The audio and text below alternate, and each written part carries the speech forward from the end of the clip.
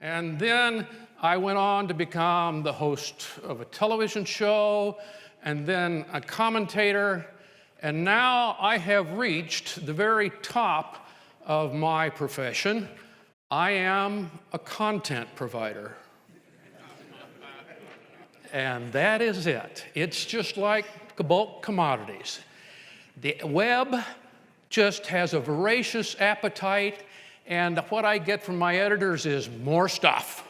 Just more words, the more things we can put up, and it's just a voracious. So I'm writing twice as much stuff and speaking more and doing more video for pretty much the same pay. So it's a good deal for Farm Journal too. But it reminded me of a similar event, and those of you of a certain age, this may resonate, that happened about 8 years ago. Aaron came back to the farm. My son came back to the farm, surprised us all to death, but in 2008. And after a couple, 3 years, we were getting ready to go to harvest, and Jan is one of the truck drivers, and I'm ready to get on the combine, and I noticed that they were talking together over at the side of the field, and then they walked over to me. And they were walking, and there's just something strange in the way, the looks on their faces. And Aaron said, "Dad, we need to talk." And I went, whoa, this is not good. And it was kind of an intervention. And he said, "Dad, you've been driving the combine all your life." He said, "Goodness knows you're really good at it. But have you noticed anything in the last year or so since I put all of the precision planting or all the precision data stuff on there?"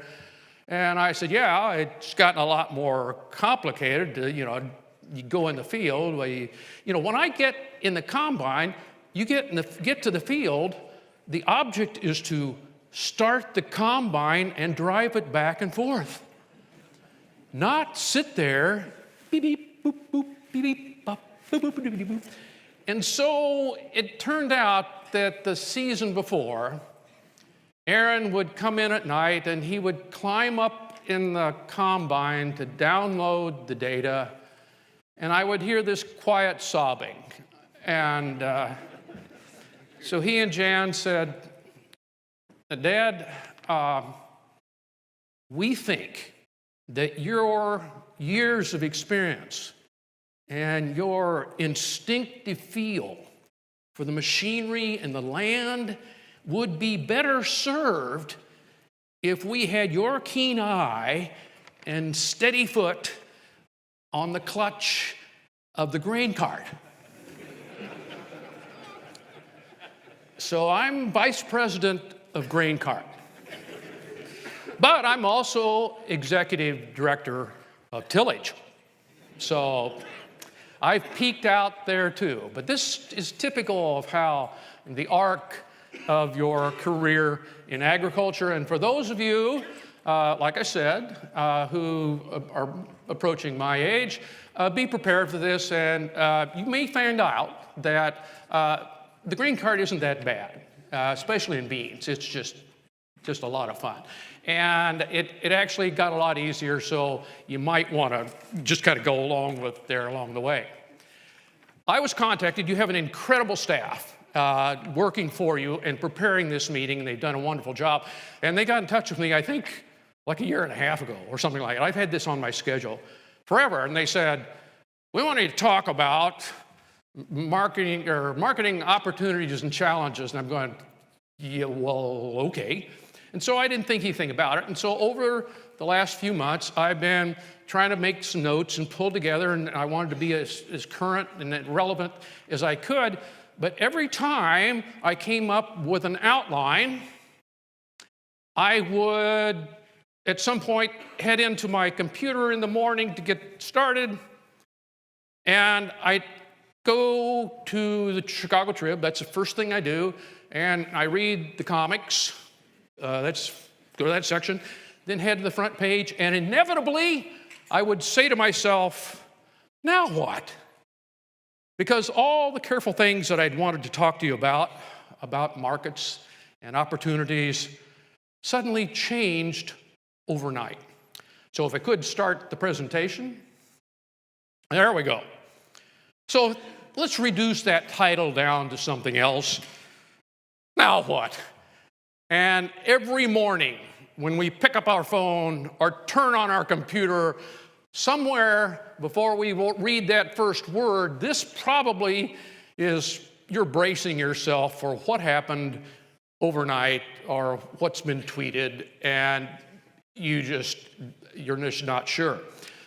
Chaotic markets, markets with unprecedented events occurring. How many of us had heard of coronavirus 2 weeks ago? When these kind of things happen, there is a difference in how we react to them and also how we handle the marketing. Now, we're going to have real experts to talk to you about the nuts and bolts of marketing. That's not what I do for Farm Journal, and it's not what I'm going to pretend to do here. I don't do the charts and do the carry out and stocks to use stuff, but we have people who are going to be able to do that throughout the day, some real experts. What I want to try to do now is simply create a framework in your mind so that when this information comes in, you may be able to make more use out of it than you would otherwise. And that involves taking a look at the really, really, really, really big picture, the global picture. And there's a wonderful website called The World in Data, and they recently published some information that I'd like to share with you very quickly just to begin. Here's some news that you haven't been getting. Now, this is real news. It turns out that population forecasts, especially by the UN demographers, are remarkably accurate and have been since 1950. But here you have two things. You're looking at two things. The green part is the actual population. And you can see, and it goes to 2100. I know it's small, but I'll kind of walk you through it. It starts at 1700, goes through 2100. 2100, which used to be a number that just was in science fiction, but suddenly it doesn't look so far away. It's like 2020 used to be something in science fiction, and here we are. So this is a very credible forecast. But the interesting thing is the red line. That is the birth rate, or the population growth rate, okay? It's dropping like a rock, people. Now, we're right in where the darker and the light green meet. That's the line of where we are now. And you can see the line, the growth line, or the population line is fairly steep. And that's because we're at a point where the population is still growing fairly rapidly. It has grown a heck of a lot faster, but that's where we are. The interesting thing is, look where the red line goes. And this is very predictable, and I have a great deal of faith in this prediction. The world reaches not only zero population growth, but by the end of the century, and I think it will occur, they're starting to come out with some scenarios. There are situations where it could occur faster, that we will have negative. We will have a population decrease. Now, you stop and think about the mantra that we have all spent our career in, feed the world. Okay, and there's nothing wrong with that. It's important for us to keep in mind, and it's a worthwhile goal. At some point, we have to remember that world is not going to get bigger, or at least not very rapidly.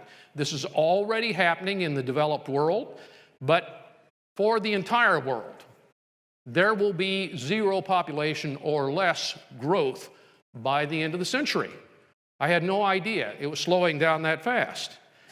And here's one reason. This is one of the great triumphs of my lifetime. I had nothing to do with it, but nonetheless, of all the things that you want to feel good about, this makes me feel good about what we have done as humans around the world. Child mortality has absolutely plummeted in my lifetime. And the odd thing is, and there are all kinds of reasons behind this, as child mortality drops, fertility for women declines. People have fewer children as more children live. Keeping children alive, saving children, mostly vaccinations are a big deal here. We got rid of smallpox, or we had, and other infectious diseases that we are able to control through serious effort by the medical community around the world. This is a big deal. And you'll see why in just a second, because it changes who makes up the world and how old they are. Here's something that's totally unappreciated, but this is extreme poverty is defined as a little less, living on less than $2 a day in rough figures. And demographers and economists have tracked this, and you'll notice the extreme poverty is in red, and you'll notice that at about 2000, it starts to fall off. The number of people living in extreme poverty has plummeted. In the last decade alone, it dropped from 15% to 7.5%. Now, that's still millions of people, not billions, millions, and it's still troublesome that you have millions, hundreds of millions of people in extreme poverty, but it's nothing like where we have been. This is a huge accomplishment, and it changes our marketing program. That's the background for everything that we do. It's about not simply how many people there are, but whether they have any money. And what we're finding out now, this is a little more detail about the poverty, and you can see it was the big driver was China, as they were able to lift so many people out of poverty. But even sub-Saharan Africa, the basket case when it comes to all the economic and demographic trends, they are making remarkable progress in lifting people out of poverty, primarily through one simple device. They stopped having wars. Peace turns out to be good for making money. It's better than having internecine warfare.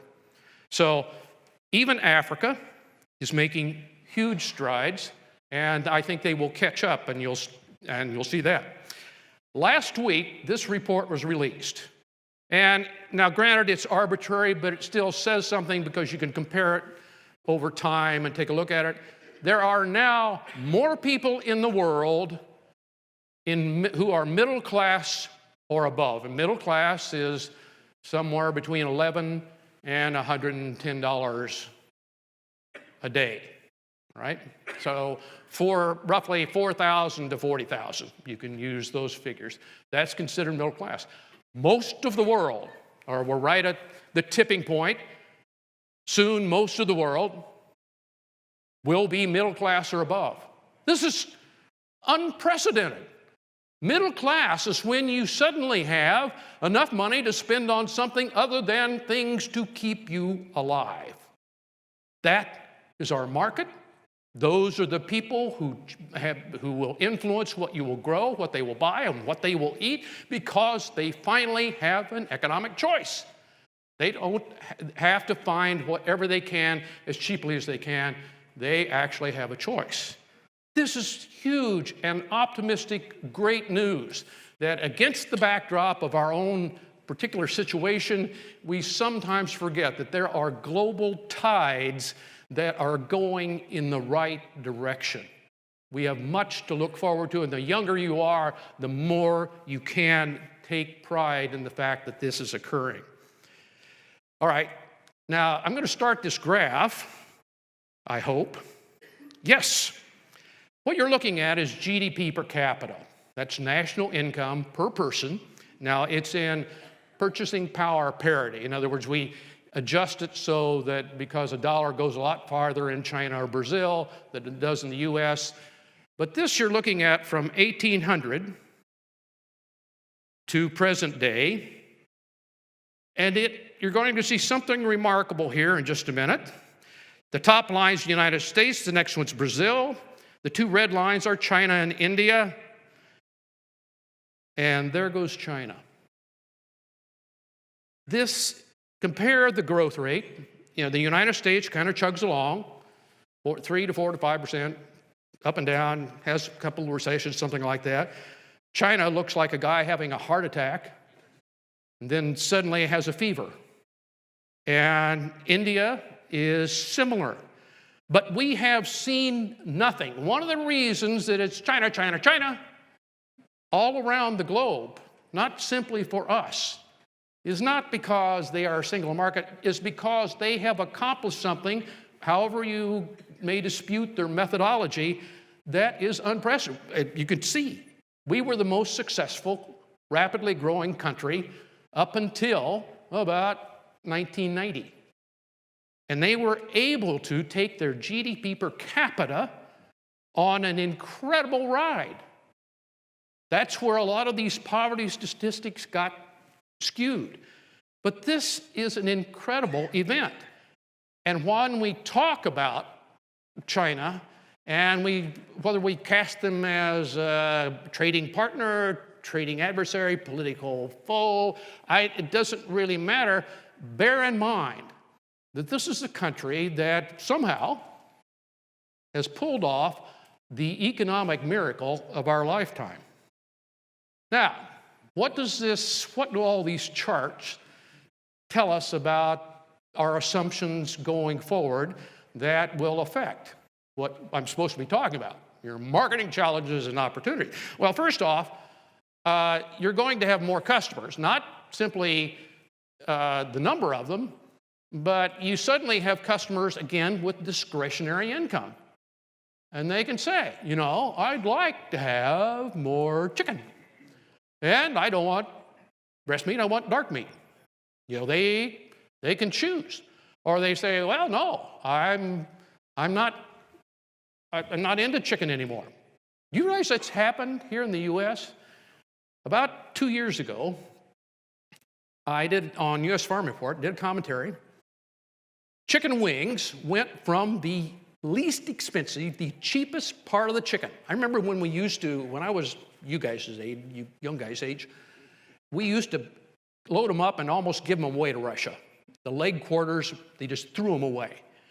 Then something along the way, the Super Bowl, where everybody says, we ought to all eat chicken wings for the Super Bowl. I don't know who made that decision, but the chicken wing is now the most expensive part of the chicken. And then about 6 months ago, people said, wait a minute, we can't keep boneless, skinless thighs in the store. People are buying those instead of chicken breasts. And the chicken people were going, what the heck? Here we are. We've been breeding these chickens. We took them from about 3 pounds to over 6 pounds, and they're all breast, and you're telling me you want thighs? Give me a break.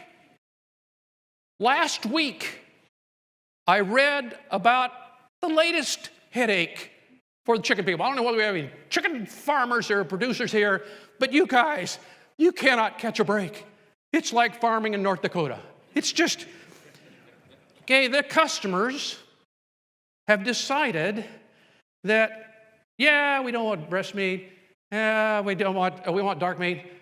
And then you got the Chick-fil-A and Popeyes. Have you guys done the thing where you tried the Popeye sandwich and the Chick-fil-A sandwich? Well, you got in this chicken war, all right? And what Popeyes found out, and I think they were the first ones to do that, is if you have smaller chicken breasts where you don't cut them up in order to put them on a bun, because, the chicken breasts you get now, Jan and I buy one, or, we take half of one, split it, and it makes 2 meals. They're so big. But they said, wait, if we can take the chickens down to about 4 pounds from 6.5, the chicken breast becomes a standalone. We don't have to cut it up. We don't have to find a market for the trimmings, which is essentially grind them up and call them nuggets. Who knows what's in a nugget? I don't even want to know, quite frankly. And so suddenly, you cannot find a 4 1/4 pound, which is their ideal weight, roaster, broiler. So the chicken guy said, wait a minute. We've been breeding these giant chickens, and now you want 4-pound chickens? Give me a break.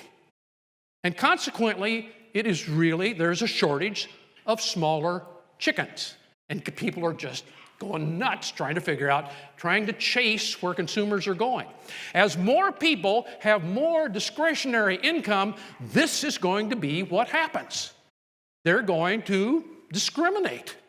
That's the nature of it. So we have more customers. That's a good thing. There's another thing.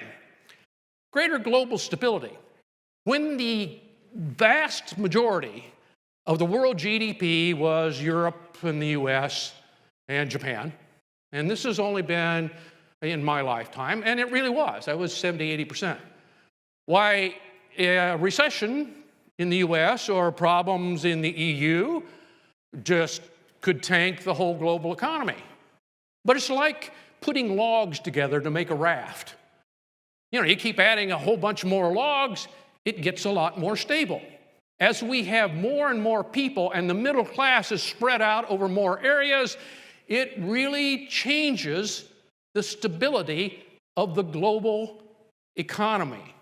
Now, this is good and bad.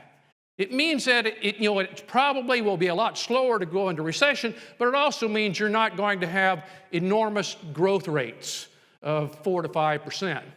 That's why I think the U.S. has been chugging along at 2%, and that seems to be flat out as much as we can do, no matter what we do economically, fiscally, or monetarily. So you have great stability, or inertia, depending on how you want to look at it. So that's a good thing. It turns out that the savings rate in China is dropped down a little bit, but it's now back up over 50%. The Chinese consumers, or Chinese citizens, on average, save half of their disposable income. Now, part of it is the fact that there is no safety net over there at all, and they've been through some pretty hard times in my lifetime, and those that remember it are squirreling money away. And this is kind of good news for us in a way that the thing they want to hold is U.S. securities. And so despite trillion-dollar deficits, there is very little pressure. We're talking about negative interest rates, effective interest rates in the bond market. So you have this huge pool. It has been called a savings glut, but as more middle-class savers are there to generate more middle-class savings, the flavor of choice for them to put that money, rather than stash it in cash in a mattress, is to buy federal or U.S. securities, and they are. Whether it's a good idea or not doesn't make a difference. That's where it's going. So we're soaking up the savings of the world and funding our deficit without having to raise interest rates. Of all the things that has buffaloed me, and it's been just a total mystery for 20 years, we knew that running big deficits would cause inflation and higher interest rates, right? We all were just convinced of that. Well, it didn't happen. And at some point, you have to say, I'm wrong. And my rule of thumb is economic prediction, if it hasn't come true in 2 years, it's wrong. And say, okay, I've been wrong. I have no idea what's going on, but I think this is part of it. It also means asset inflation. When people are not spending or consuming their money, what are they doing? Well, they're buying assets. They may be buying financial assets, but they're also buying what? Well, they buy farmland. That's one thing. It's a safe asset. Have you noticed? I looked at Illinois, and for the past 5 years, we really haven't moved at all. Been right around between 10.2 to 10.5 average over the acres. And we've had all kinds of good years and bad years. And it just keeps kind of hang in there. Money has to be somewhere. That's the problem. And one of the things is there is a shortage of what are perceived as safe assets in the world. And so the bulging middle class means that asset prices, whether it's equities like Microsoft stock, or whether it's land or real estate or housing, real assets probably are going to be divorced from income and are more about how much money is out there and has to be somewhere. Now, there are some downsides. A middle-class farmer, as you raise up, especially in Asia, but also we found out in South America and in Africa even, Once you have a middle-class farmer who has a little bit of discretionary income, he can buy some fertilizer. She can buy some better seed.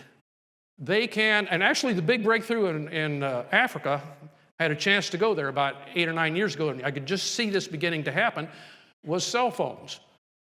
Once the poor farmers, these subsistence farmers, found out that they could text around, and they leapfrogged. They never did have landlines. They went straight to cell phones. They could text around and find if they walked 2 miles down the road, they could sell their cassava or whatever for about 30% more. Suddenly they had market information, and they began to make more money, and they were able to, and it just kind of feeds on itself. And so the fact that you have wealthier consumers and more of them also means you are going to have more competitors. And we're seeing that happen. Brazil, for those who, I remember back when the big trips for the Soybean Association, the soybean people too, but and corn, was we're going to load up a bunch of farmers and fly them down to Mato Grosso. And we'll take them out there. And those guys came back from those trips 30 years ago, and it was a come to Jesus moment. And one guy talked to me about it this way. He said, they drove us out on this dirt road for about an hour.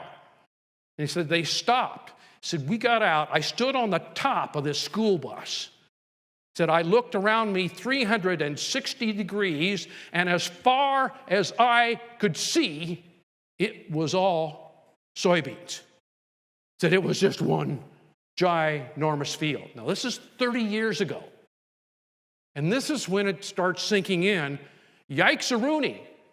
These guys have an economy of scale that we could only hope for. You know, they've got 50,000 acre fields because people can own that much. That might ever happen here. So we've got more competitors as a result of this. We have cultural delusion. Delusion. Well, we have that too, but delusion.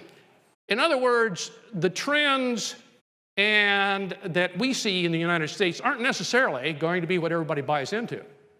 You've got a lot of trends that now start in Asia, and one of these, okay, we just had the Super Bowl.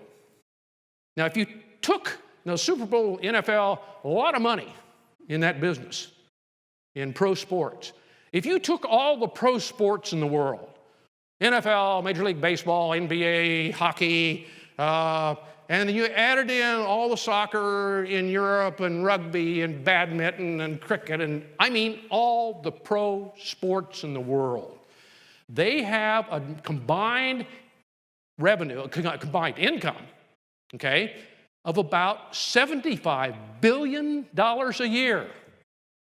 Now, if you look at the total revenue from video gaming, I'm talking about Pokemon and Fortnite, and for those of you, my son had to explain this to me because he is a gamer, and so is my grandson, and the online gaming. And also, this is interesting, last Sunday I went to a meeting, and if you're a Methodist, if there are any Methodists left in North Dakota, if you're a Methodist, you will be going to lots of meetings about the upcoming amicable separation. We're going to schism, okay? And so I was at the first of what promises to be some pretty dismal meetings. But at any rate, our district superintendent, somehow we got off topic and we were talking about having to deal with people making bad decisions. She said, my son just told me he's dropping out of college and is going to become a professional gamer. And everybody went, say what? Okay, the professional gaming market is based on the fact that the total revenue for video games is about $125 billion a year, 70% more than all the pro sports in the world. And it's growing at 5 to 10% per year.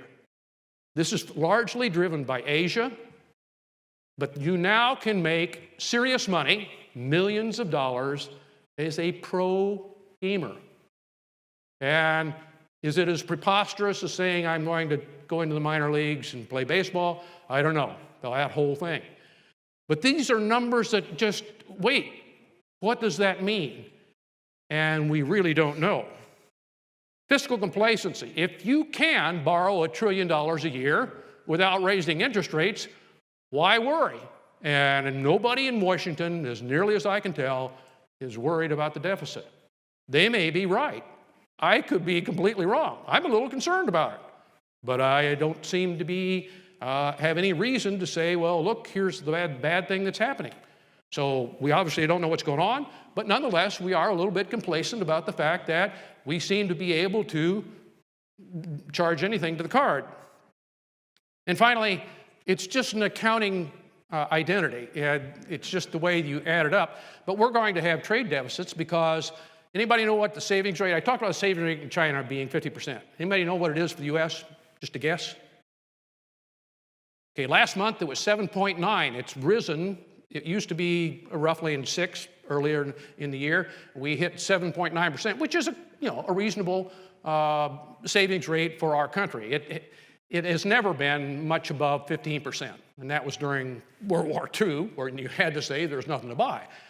So you can compare. When you have that kind of difference in savings rates, you will have trade deficits. No matter what else you do, it's simply the way the accounting is done. So there are effects to that middle class.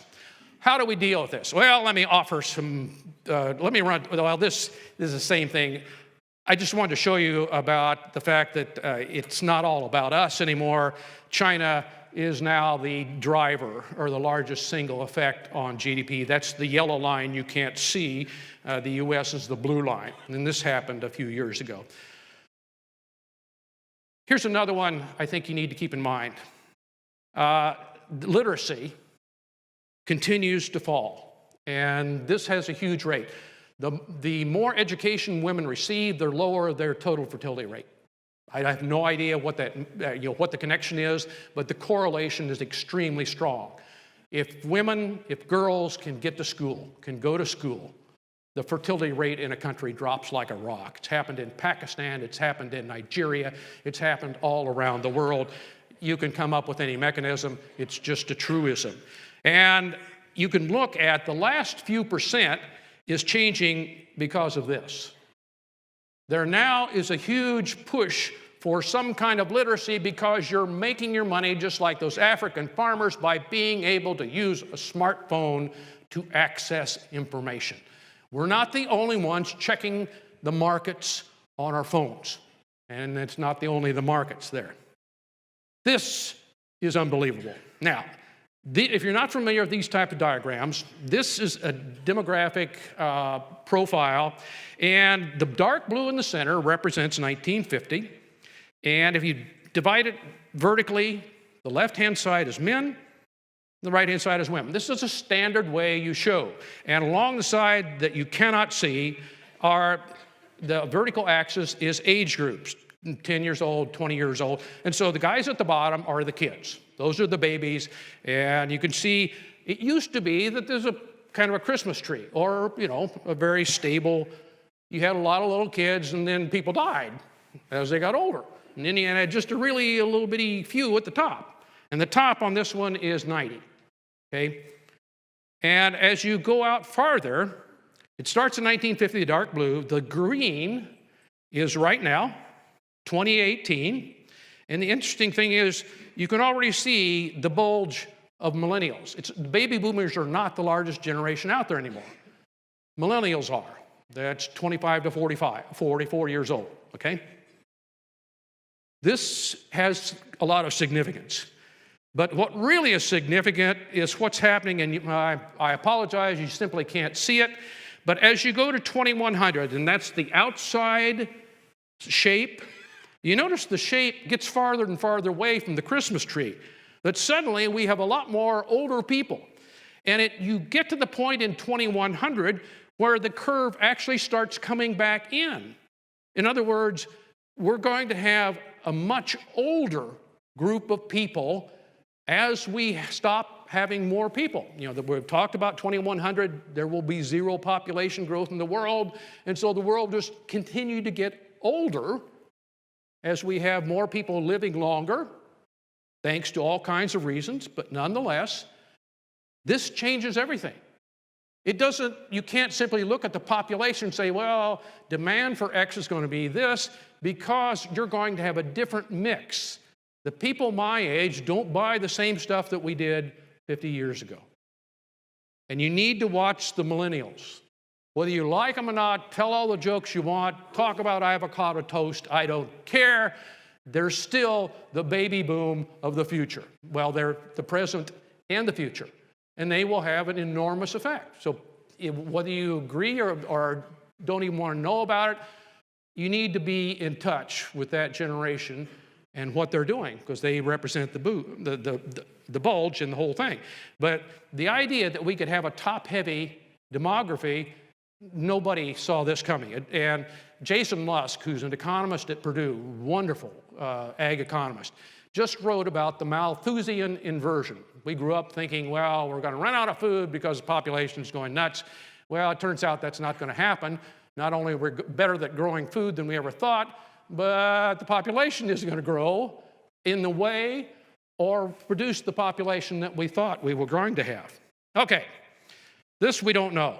This shows the people living in various kinds of political situations. And these are, the green is democracies.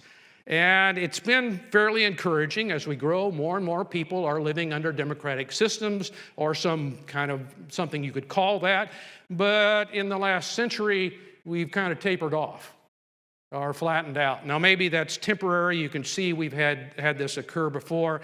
But this is mildly troubling to me that we can't keep moving people more toward democracy. First off, that it's good for the economy, but secondly, it represents something that we need to try to figure out what's going on. And this one, here's the problem. My entire life, heart disease has been the #1 killer of everybody. That's men and women, didn't matter. And it looks like it's going to, for various reasons, mostly statins, and people stopping smoking, why the deaths from heart disease are dropping, and cancer is going to be our #1 cause of death. Now, it's hard to sit there and go, yay, go cancer. Yeah. And, there's got to be a #1 cause of death, all right? And I looked at the top 10, and every now and then, every 3 or 4 or 5 years, I'll go and take a look at that. None of them appeal to me. None of them are particularly attractive. There is no died unexpectedly in his sleep quietly at the age of 127. That's not one of the categories. There are no really good choices there. So it's hard. What does this mean? Well, this is really, really good news. And it's confusing because they go, oh, geez, more people are getting cancer. Cancer is an opportunistic disease. It's what you get when you don't die of something else. As my doctor told me, prostate cancer is how God made sure men wouldn't live forever. No, most of us will die with prostate cancers, and if we live long enough, we'll probably die from it. But it's one of those things that as your immune system you get older, becomes weaker, that's what happens for women. It's breast cancer. That's where you get the 1 in 8 statistic. That's if you live to be 90 years old. And so cancer happens when your immune system breaks down, and your immune system breaks down as you get really old. So this is kind of good news. It's telling you we're living longer, but it also tells you that our end of life needs to take a hard look at people aren't going to have grabbers out in the field and, tragic funerals at the age of 55. No, we need to understand how hospice works. We need to understand how long-term care works, because that's what it's going to look like. Here's one that just came out. Last month's statistics showed that women now comprise the majority of our workforce. This is the first time in history, aside from a brief month in 2010 when there was a huge layoff in the manufacturing. They also now are the majority of our college-educated workforce, and they're rapidly on the way to earning 2/3 of all the college degrees. So if you have sons, who are headed into college or at that age or in high school, the odds are very high they will end up working for a woman supervisor. What does this mean? I have no freaking idea. No. I am a disciple of the famed Canadian philosopher Red Green. Oh, you've heard of him. Who talks about the three little words that men find so hard to say. I don't know. And we really do. And so all these things I've been showing you here, I wish I could tell you what's going on and explain what it means. I'm not, because I don't know. What does this mean for the future? Well, something different. But what it is, I don't know. But it also means we probably can make it into whatever we want it to be. We have, if a future isn't clear, it means it's still amenable for us to shape it in a way we want. But it's going to be driven at the supervisory level and by women. This one we kind of talked about manufacturing. The factory job isn't the future. 70% of our economy is service, and actually retail is not our number one employer. Healthcare is, and it's more than both of these put together. This really isn't important. This one, as I talked about the meeting that I was at Sunday, this gets more troubling, and we really don't know what we're going to do about it. For millennials, fewer than half identify as Christians. And you can see it just steps down like a curve, and it has not changed. This trend has been in place my entire life. You can find all these. By the way, this whole presentation and the sources for it, you can download it, and they'll have it. So what does this mean? I don't know. The red-green answer. But you need to be aware of it. Okay. How am I doing on time? Badly. Let me see. Okay. I had some fail-safe, absolute, positively, wonderful tactics that I am going to zip through here about how to deal with this world that we're living in. Some things you can try. Not all of them, but pick one or two, and here's some things that I think will work. We have now structured it to where we want everything to be winning and losing. And it's almost to the point now that unless somebody loses, we really don't feel like we won. Okie doke. My point is, I've learned that the best way to do that is be really good at losing. No kidding. I practice it. Recognize when you've lost. There is a point when you need to say, whoa, I need to cut my losses. This is a loss. It happens in trading. All of your market advisors will tell you, people, every now and then you got to take a loss. You got to recognize when you've lost. If we're going to do everything in the fact that somebody else wins when somebody else loses, practice saying, okay, you win, I've lost, that's okay. Because the reason is that the people who are succeeding in a two-version world, when you have two choices, winning or losing, the people who win are the people who have the most at-bats. The guys that show up, maybe they have 300 losses in a year, but they'll have 400 wins. That's what you do. If you are able to understand and deal with losing, you can get more at-bats. And that's how you survive in this kind of economy. Okay.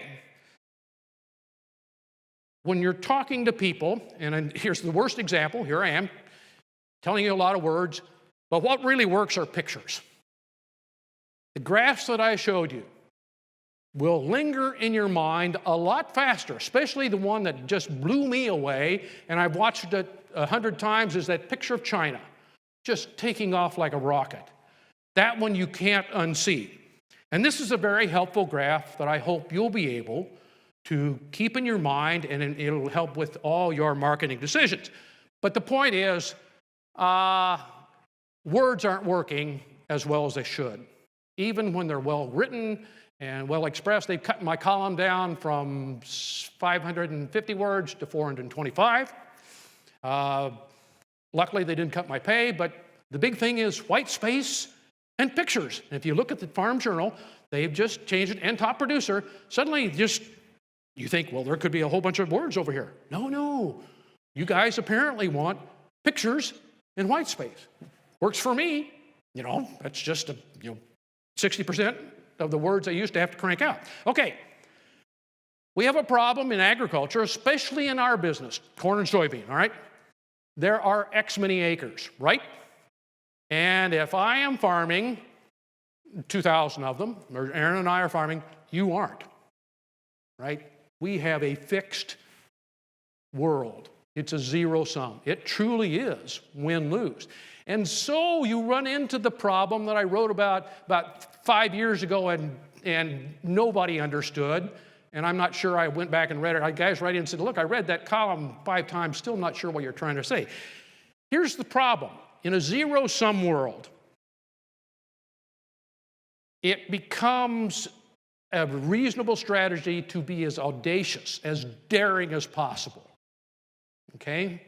I have people who are bidding for farmland. Just found out 2 weeks ago, a landowner called me and said, hey, Martin Brothers, this is from 50 miles away, okay, offered me $70 more an acre in cash rent than you're paying.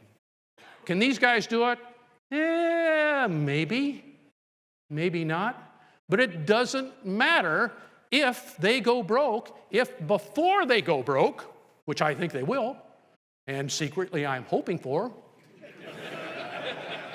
I'm a long way from home, They're nice guys and I wave to them, but, get out of my township, dude. But before they go broke, they will have taken down 4 or 5 other farmers, and they just did. They rented 6,000 acres away from friends and neighbors of mine. And the rule of thumb is, and the older guys probably know this, you don't get that back. Even if they go broke, it ends up somewhere else. Generally, it's because when rental relationships end, they seldom end amicably. That they don't end in a happy way. So consequently, the audacity, if you have the audacity to say, let's just gamble it all, you can win big. And even if you only win 10% of the time, the size of the jackpot is now alluring enough that the people will play. When the lottery goes to $500 million, people who are dead set against gambling will sneak in and buy a ticket. There's something about the size of the jackpot changes your thinking about the odds of winning. Now, nothing has changed. Remember that the odds of winning the lottery are the same whether you buy a ticket or not. No, I've done the math. That's the way it works. But nonetheless, as the jackpot gets bigger, and it is, and these guys lucked out last year with the MFP payment. I thought they were going to go under. I thought this year they're going to get nailed to the wall because they didn't get their crop planted. It looked like crud, and they are farming right next to me and said, yes, there is some justice in this world. And the helicopter came over, and $80 an acre. And they're still there. And that's, remember the water skiing rule in our business. If you lose ground, it's like water skiing. You let go of the rope. You can't coast for a couple years and then pick the rope back up. You go down. So our theory is, and Aaron and I have talked about that, we defend the ground contiguous. We do not farm outside our township. Our business plan actually has written in it that we do not farm more than an hour away from home by foot. Now, everybody laughs at that, but it's true. I don't like guys farming from 50 miles away next to me. And so when the landlord called us, I said, what would it take? So we're maybe going to lose money on that 200 acres, but we are going to defend those acres and hope we can just hang on. You have to decide at what point, how will you handle the audacious? Okay, now we're going to have a speaker later on about the importance of telling our story, and I agree with that completely. But I want to tell you one thing that I have discovered, and this is odd for a person doing what I do for a living, that staying out of the spotlight, it isn't such a bad thing. Remember, nothing is forgotten. Every word and every picture is up there forever. And the younger you are, the more important this is. Having a lot of attention is a mixed blessing. Sure, you can tell your story, but you're also going to leave a public history that if you change your mind on something important, people say, oh yeah, here's a video of you saying just the opposite. Same way in your community. We have found keep your mouth shut isn't a bad first reaction. There may become a time for you to speak up, but right now, because we slice everybody into winners and losers, because we are so politically divisive, Aaron is just very careful. He's Farm Bureau president, and he's learned, look, I don't need to be out in front. I don't need to be quoted in the paper. I'm going to do my job. And so there's a case to be made. There are just two sides to that. I just wanted to offer an alternative, and if I wasn't getting paid to do this, I would try to be as far under the radar as I could. Second, part of your operating plan is to say, it was my fault. It's just like saying, I don't know. What we have found to be effective dealing with our suppliers, dealing with our buyers, dealing with our landowners. This happened with dicamba, all right? By the way, they're offering dicamba. If you haven't been to training, go to the cotton picking training, people. I don't care if you're going to grow them or not. Go to the training. You need to understand this. We started growing them down there, and sure enough, those of us who used it years ago, we knew what was going to happen. The stuff just crawls around. And we had inversions, and before anything happened, the first time it happened, I had a guy that had a field of alfalfa next to me, and I went out there and I said, oh no, we can see it. We were completely within the label, did all this stuff, but I went to Mark and I said, look, Mark, I think you've got some damage in your alfalfa. Go take a look at it. I apologize. It's unprofessional. We thought we were doing the best we could to stay away, but it's drifted over. It's not Monsanto's fault. It's not USDA's fault. It's my fault. Tell me how I can make it right. I can write you a check now. I can replace your alfalfa. I've got already lined up a guy who's got some first cutting alfalfa. And he said, well, I was pretty upset this morning. I was going to come over and talk to you, but shoot, let's just wait and see. And it turned out the alfalfa was better where it got zapped than the other part of the field. And I'm not saying, I'm not an endorsement of doing it. Don't get me wrong. Make sure that disclaimer gets out there. But he came to me last spring. Now, this was 2 years ago when we started doing it. He said, do you remember when you came and talked to me? And he's a younger guy, but of course, most guys around me now are. I don't know how that happened. But he said, I didn't know how to come talk to you. You're an older farmer. You farm next to us, and you were kind of my dad's age. But his dad's 90, which made me stop and think, God, I need to shave or something. I don't know what's going on here.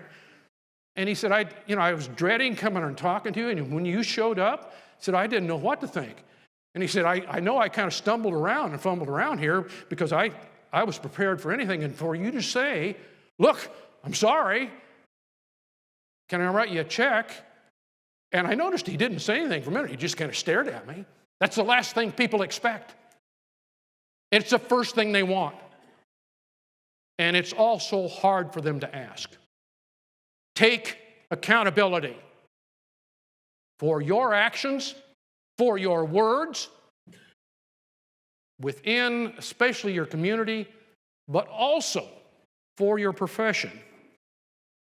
Abide alertly. The term abide I chose on purpose because I was going to say, well, you need to be patient. We need to stretch out our timelines. A lot of things that are going on that we're troubled about, a lot of problems in our marketing plan is we're setting a deadline. We want to get this result in the next 10 or 15 minutes if possible. No. Maybe there are things that are occurring that the best I can do is to get Aaron, the next generation, or maybe if with luck, my grandson John, that in his lifetime, things will be better. And I'm now at the point where let's start committing to a possible, if not my grandchild farming this farm, it'll be somebody's grandchild. And I want to do as much as I can for them. I've had my chance. Aaron's is enjoying his chance. We need to start thinking about longer term. We need to be patient and wait for good things to happen. I'm going to skip past this one. Besides, I had 2 number 5s, and that doesn't help. Okay, let's talk about the things where history doesn't help. Now, old guys like me, we had always hoped that when we were growing up as younger farmers, we relied upon history from our grandpas and, well, not actually our family members, because we were more likely to believe a neighbor than our father, right? First, it'd be embarrassing to actually take your dad's advice. So if you could say, well, Harold told me this, and then, and he's a good farmer. And Dad said, yeah, but I said it doesn't matter, it's a lot easier. History isn't quite as useful. It used to be because we're going through some things that are called ahistorical. They're simply unprecedented, hasn't happened. One of the things is the fact that as lifestyles and life timelines change, looking at your grandpa and then saying, okay, we can kind of forecast what Dad's going to be like, isn't working. First off, they're going to live longer, they're going to be more active. The reason that farmers don't retire is because they don't have to, and they're still alive, right?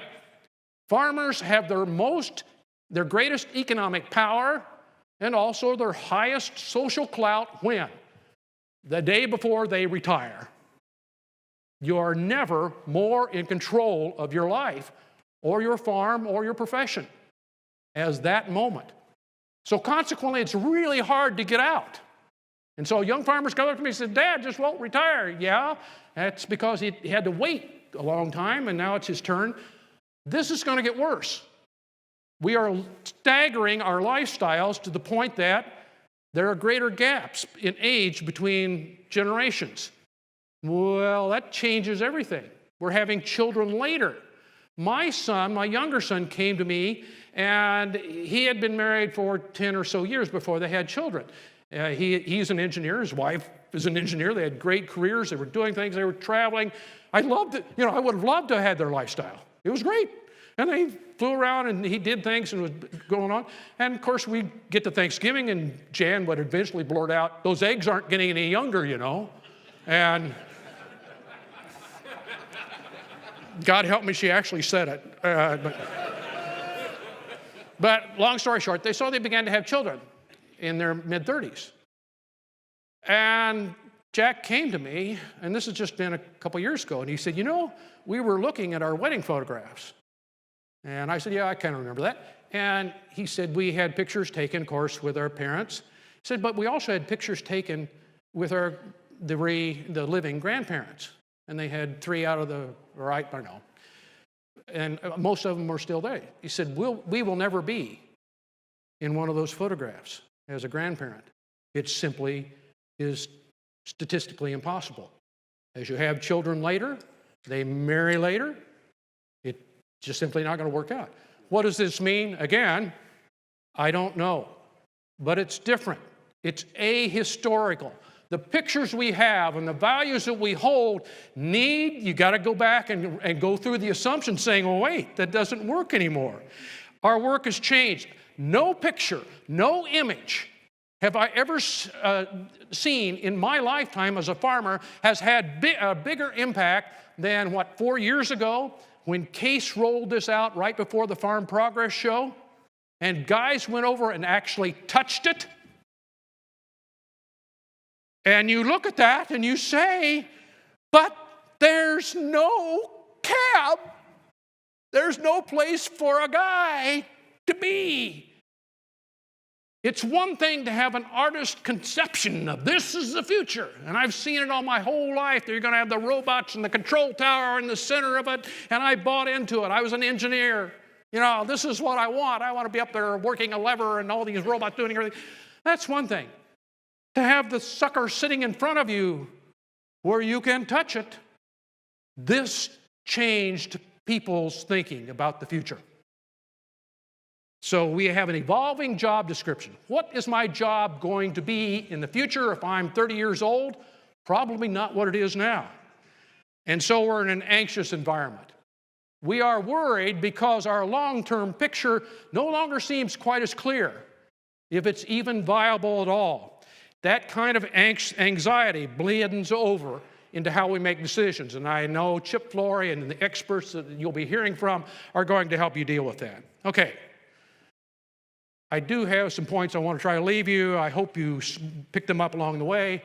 There are global tides that whether we want to pay attention to the world or not, that you and I in Illinois and North Dakota are being carried along with. All those graphs I showed you about what's happening in the world, we're part of that world. Whether we want to participate or not, we're being carried along in that tide. Be very careful. Winning will not make you as happy for as long as you think. They've done massive amounts of research. Losing does not make you as unhappy for as long as you think. Try lots of things. Win a lot, lose some. Get good at losing, because it's not the end of the world. Understand where you are. Take a look at your timeline. When I'm 40, I want to be farming 8,000 acres. And that's in my plan, and that's my goal. Okay, what if you don't make it until you're 60? Is that the end of the world? Suppose I could tell you, I spoke to some young farmers one time, and I was taking questions, and the guy said, you know, the problem is you old guys don't want to get out of the way. And I said, yeah, you got that. He said, well, you know, how can I have a career in farming if you guys have to pry your cold, dead fingers off the acres and the steering wheel?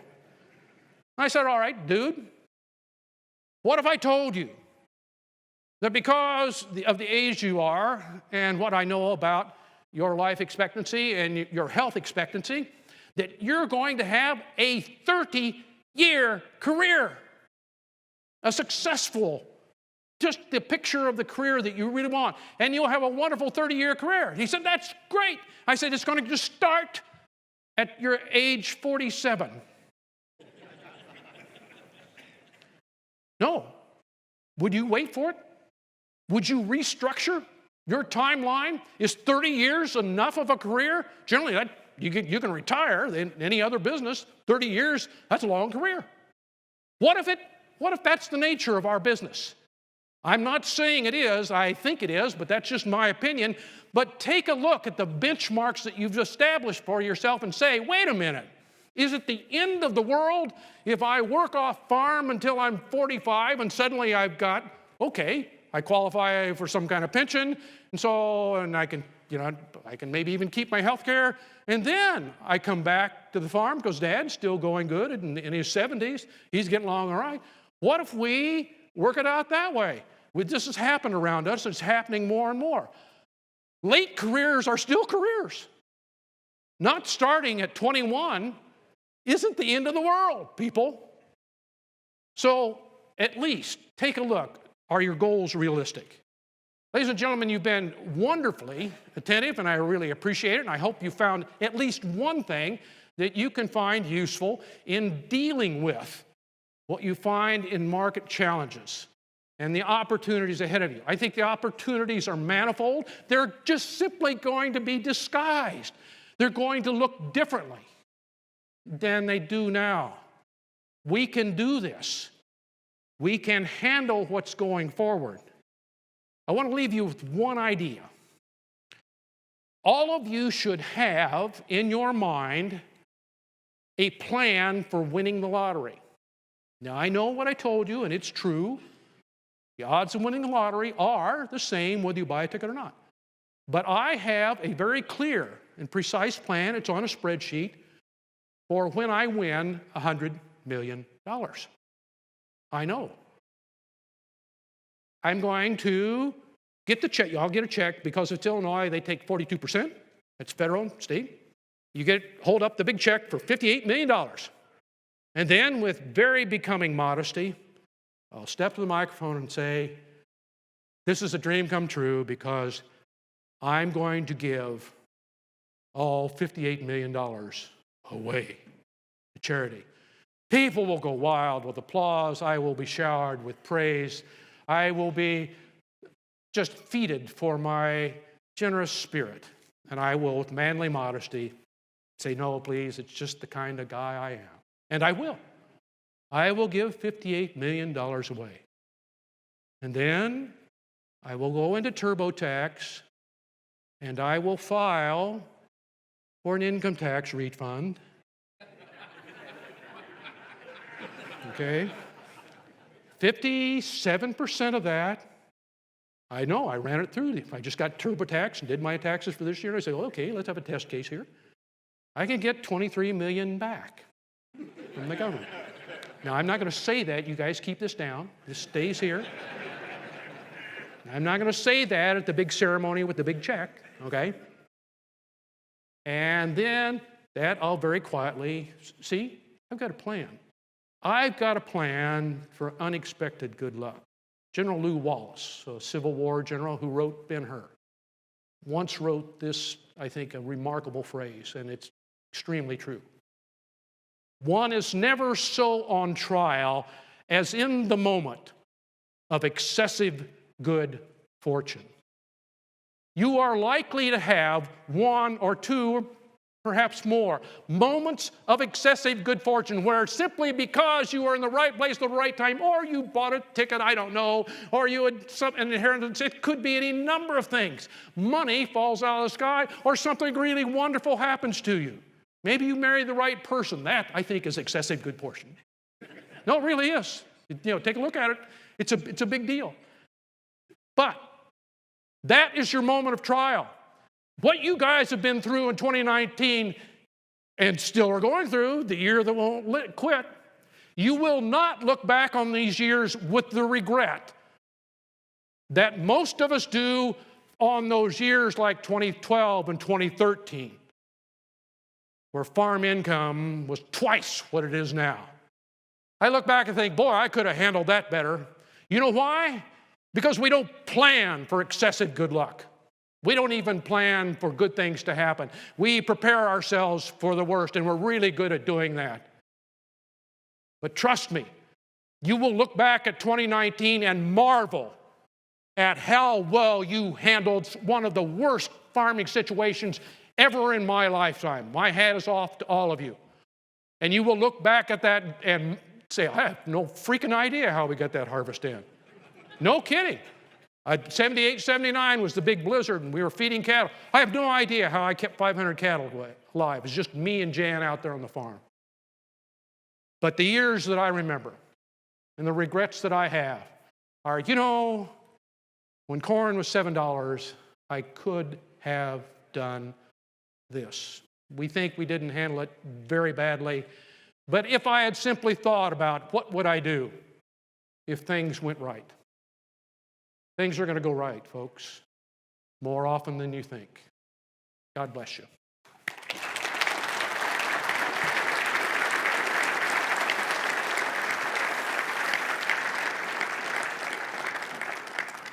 Not bad. I'm rarely this close to on time. That's astonishing. Okay, look, we've got a great day planned for you. Now, the breakout sessions start at 10, okay? And all you CCAs, make sure you get your CEUs. If you have no idea what I'm talking about or doesn't apply to you, don't worry about it. But in order to do that, you've got to go to the back of the room and sign your name, okay? So those of you that applies to, all those speakers that we have here, I assume, I don't know whether I have to do this or not. We're going to tether them down in the speaker pavilion, and you can tackle them and cross-examine them and ask them about NASS and prevented plant acres. They all are dying to talk about that. That was a joke, people. Matter of fact, I was talking to some of the guys that you'll be up here, the experts later, and they said, oh, God, don't bring up NAS and prevent plant. So somebody be sure and ask that question, will you? Okay, a month ago, I went to the funeral of a lifelong friend. He died of mesothelioma at the age of 71. And again, we talk about cancer, and one of the big misunderstandings we have about cancer, and mesothelioma is one of the nastiest ones that we could have, is that we struggle with the idea, although it is the truth, that 2/3 of all cancer is simply bad luck. Every day, your body, some cells in your body go rogue, and your immune system generally can handle those. And 99.999% of the time, it tackles them and gets rid of them. It just happens. They mutate, they go rogue. In that rare instance when it does not, it wasn't caused by anything. And so I talked to Joy, Paul's wife, and she said, we don't know. Paul was never around asbestos. He never smoked. God, the guy didn't even drink. And I was willing to overlook that. He's a nice guy, so we got along. And he lived truly an exemplary life, a lifestyle, health-wise. She said, we don't know what causes. And that's not the time you say, well, it's just bad luck. That really doesn't help in that situation. And so she said they brought this question up in their anguish, and they asked the doctor, said, he hasn't smoked, he hasn't been around asbestos. How does he have mesothelioma? How did this occur? And he said, well, he kind of told him, he said, this just happens, which doesn't help at all. But he said, you're a farmer, right? And he says, yeah, I am. He said, well, did you spend much time in grain bins with dust? He said, yeah. He said, were there occasions where where it was moldy, or you were dealing with corn that's out of condition? He said, yeah, we call them the 80s. And that's what we're seeing now on Facebook, and there's just some insane photographs of what guys are doing. But what the doctor told him is, no, that didn't cause your mesothelioma. But what it likely did do was contribute to a condition, farmer's lung, which is commonly called, that if you were not wearing a full respirator, which we didn't back then, you simply, for the next 4 days, you blew your nose and it was green and purple and all kinds of weird, and you coughed and your stomach was upset. That's how we dealt with it in our wisdom. He said, probably you may have caused a weakening of your pulmonary system, that when you did have this bad piece of luck and a cell went rogue, it was more than your immune system could handle. We are fortunate to have the Cheyenne Valley Technical Rescue Team, and they will be doing a grain bin rescue demonstration. Go to that. But put on the respirator, not a little paper mask. I'm talking about a carbon filter, ugly to wear, difficult, causes a rash around your mouth. If you're getting in a grain bin of bad corn, people, you need to take that seriously. There is no reason anymore to have a death like Paul's. So go to the demonstration. Make sure you understand the importance of tying off before you set foot in there, which you shouldn't do anyway. But we've got more bad corn all over the country. We've got it in our area. You've got it up here. And everybody is just now starting to open up the can of worms that they were just relieved to get out of the field and pile into a bin. Take that threat seriously, I'm begging you, folks, because maybe it doesn't show up now or 10 years from now, but it has a cumulative effect. Now, we're about to leave here, and your mom isn't with you, so pick up your mess, take it with you, and throw it away. And we will be back here. Well, the breakout sessions start at 10. Some of you can go to that, but also we'll be back here at 10 o'clock with a speaker about telling ag story. And a wonderful, wonderful opportunity there. So I think with that, is there anything else, Anita, that I need to cover that I haven't? Okay. Folks, you've behaved really well. I will put it on your evaluation sheet. Thank you very much.